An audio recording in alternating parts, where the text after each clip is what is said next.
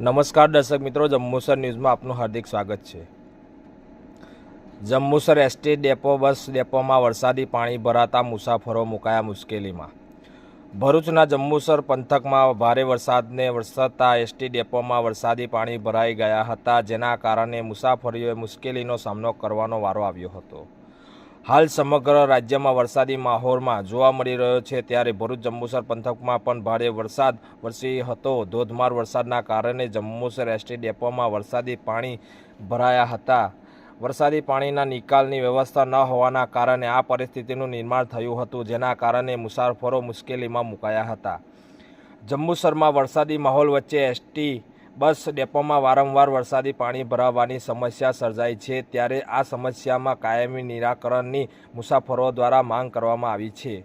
શું આ સમસ્યાનો જવાબદાર જંબુસર એસટી વિભાગ કે પછી જંબુસર નગરપાલિકા? ક્યારે આ બે જવાબદાર અધિકારીઓ જંબુસરની પ્રજાને આમાંથી છુટકારો અપાશે કે શું?